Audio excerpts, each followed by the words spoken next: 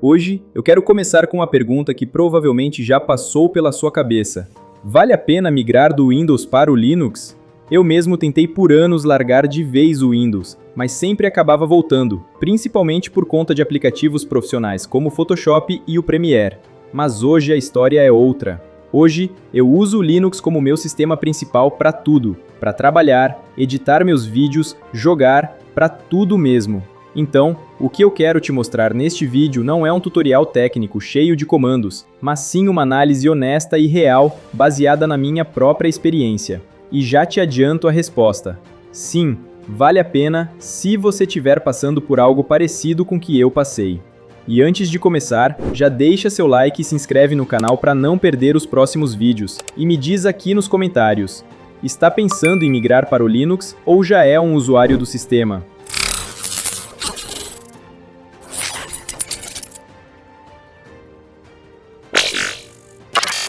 Vamos ser sinceros, o maior obstáculo para quem pensa em migrar do Windows para o Linux é a questão dos programas, e a gente não pode fugir disso. Eu, como mencionei, senti muito a falta de aplicativos como o Photoshop e o Premiere, e para ser honesto, não vou te dar falsas esperanças. Não existe um substituto perfeito para esses programas no Linux. É preciso entender que as ferramentas da Adobe são feitas para rodar nativamente no Windows e no macOS, e tentar encaixar elas no Linux via emuladores ou gambiarras pode até funcionar, mas a experiência nunca vai ser a mesma. Então, o que a gente faz? A gente muda a abordagem. Em vez de procurar substitutos, eu passei a procurar ferramentas apropriadas para o Linux. E foi aí que eu encontrei o GIMP e o DaVinci Resolve. Para ser sincero, no início eu tive umas dificuldades. Por exemplo, o DaVinci Resolve não dava suporte a alguns formatos de áudio e vídeo, como o H264 e o MP3, que são super comuns. Mas a gente aprende a se virar, né? Eu comecei a usar conversores e a guardar meus arquivos maiores que ele gerava em um HD externo de 1 TB, para não sobrecarregar meu sistema. E o GIMP? Ele é uma ferramenta fantástica. Ele não tem todos os recursos do Photoshop, é verdade, mas para o que eu preciso no dia a dia, como criar as thumbnails aqui do canal, ele me atende super bem. E para a maioria das pessoas, ele também é mais do que suficiente. A curva de aprendizado pode ser um pouco diferente, mas vale muito a pena o esforço. O ponto é que, em vez de ficarmos presos à ideia de que precisamos de programas específicos para fazer nosso trabalho, a gente descobre que o que a gente precisa são de ferramentas que funcionem. E o Linux tem um ecossistema gigantesco de programas de alta qualidade. É uma questão de abrir a mente. Agora que a gente já falou da parte mais desafiadora, vamos falar do que me fez realmente abraçar o Linux. A primeira coisa, sem dúvida, é a liberdade de customização. Sabe, no Windows a personalização é bem básica. A gente até consegue ir mais a fundo e mudar bastante coisa com programas de terceiros, como já mostrei aqui no canal, mas o nível de liberdade é bem diferente. No Linux a gente tem um universo de possibilidades. Você pode mudar tudo, desde a aparência até o jeito que a sua área de trabalho se comporta. Além disso, o Linux tem uma infinidade de distros, que são as diferentes versões do sistema, e de DS, os ambientes de desktop, que são a interface visual que você vê na tela.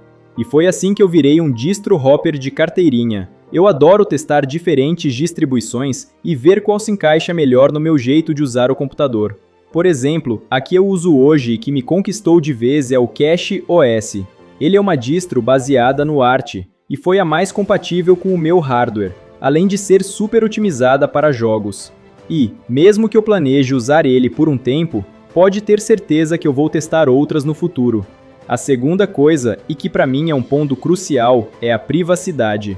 No Windows a gente já sabe que a Microsoft coleta uma quantidade enorme de dados. E agora, com a inteligência artificial forçada em tudo, a sensação de ser monitorado é ainda maior. No Linux, isso simplesmente não acontece. Você tem controle total sobre o seu sistema e seus dados. É como ter sua própria casa, sem ninguém te vigiando pela janela. E por fim, o desempenho e otimização. Essa é uma das coisas mais impressionantes. Se você tem um computador mais antigo, daqueles que o Windows já deixou de lado, o Linux pode ressuscitar ele. É como dar uma nova vida para sua máquina. O sistema é leve e eficiente, e você sente a diferença na hora. Eu já vi computadores lentos se transformarem em máquinas rápidas e responsivas, só com a troca do sistema operacional. Claro que isso depende muito da distro que você vai usar, mas as opções são enormes. E agora, vamos falar de um assunto que é super importante para a maioria de vocês: os jogos. Por muito tempo, o Linux era considerado um deserto para quem gostava de jogar. E, para ser sincero, essa reputação era bem merecida, viu? Mas a boa notícia é que esse cenário mudou e mudou muito. E a gente tem que agradecer a Valve, que é a empresa por trás da Steam. Eles criaram uma tecnologia chamada Proton, que é basicamente uma camada de compatibilidade. De forma resumida, em vez de rodar o jogo de forma nativa no Linux, o Proton funciona como uma camada de compatibilidade que traduz as instruções do Windows para que o jogo funcione perfeitamente. E o resultado? Hoje, a gente consegue rodar uma quantidade gigantesca de jogos no Linux, incluindo grandes títulos, e a performance em muitos deles é tão boa, ou até melhor, do que no próprio Windows. A Steam, por exemplo, tem uma lista enorme de jogos compatíveis, e eles estão sempre melhorando essa tecnologia. Então, se você ainda tem dúvidas sobre o desempenho nos jogos, eu te encorajo a fazer uma pesquisa rápida. Existem canais que fazem benchmarks de jogos no Linux. Dá uma olhada nos vídeos deles e você vai se surpreender com o que o sistema é capaz de fazer. Então, depois de te contar a minha jornada, chegamos à pergunta que não quer calar: vale a pena migrar do Windows para o Linux?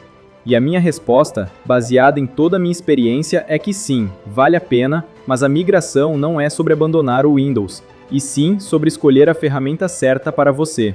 Eu mesmo não abandonei o Windows, ainda uso para tutoriais e porque, como entusiasta de tecnologia, gosto de testar tudo. Mas o Linux se tornou meu sistema principal para a edição, produtividade e lazer. Para quem gosta de jogar, a notícia é ótima. Graças a tecnologias como o Proton, é possível rodar muitos títulos, inclusive jogos mais recentes, com excelente desempenho. A única ressalva que você precisa ter em mente é que alguns jogos com anti-cheat mais agressivo podem não funcionar, mas a maioria dos jogos roda tão bem ou até melhor que no Windows. Para quem é criador de conteúdo e precisa de programas de edição, a migração é totalmente viável, mas exige tempo e disposição para se adaptar. Eu tive dificuldades com o Photoshop e o Premiere, mas hoje uso ferramentas nativas do Linux como o GIMP e o DaVinci Resolve, e a experiência tem sido fantástica. Se você é programador, o Linux é um ecossistema completo. Ele já vem com uma tonelada de ferramentas de desenvolvimento, tornando o ambiente perfeito para criar e testar softwares.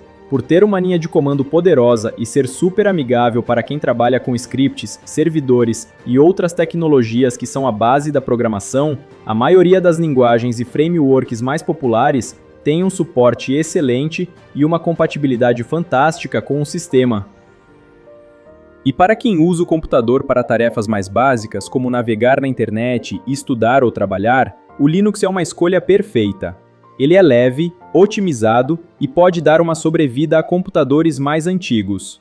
A transição é uma jornada de aprendizado contínuo, que pode ser feita no seu próprio ritmo.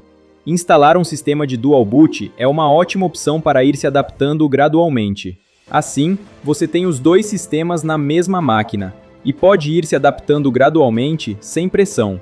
O Linux de hoje não é o bicho de 7 cabeças que era no passado. Hoje, você instala e usa programas facilmente, sem precisar ficar digitando comandos no terminal. A comunidade brasileira de usuários Linux está crescendo cada vez mais, e novos canais no YouTube surgem a todo momento. Nessa minha jornada, muitos deles me ajudaram. Por exemplo, temos canais incríveis como GeoLinux, um dos maiores canais, com conteúdo abrangente que vai de notícias a análises e tutoriais.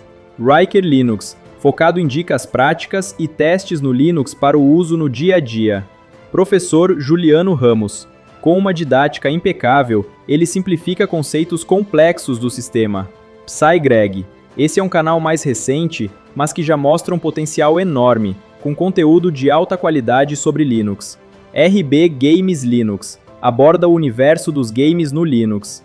Nara Linux. Também outro ótimo canal relacionado a games no Linux. Slackjeff, para quem busca aprofundar os conhecimentos de forma mais técnica e sólida. E pode ter certeza que existem muitos outros canais de alta qualidade para quem deseja se aprofundar ainda mais no mundo Linux. Fiquem ligados, porque aqui no canal Sétimo Tech também vamos começar a abordar mais o universo do Linux. Então é isso, pessoal. Espero que esta análise tenha te ajudado a ver o Linux com outros olhos. Se curtiu o vídeo, não esquece de deixar o seu like e de se inscrever no canal para não perder os próximos. Valeu e até a próxima!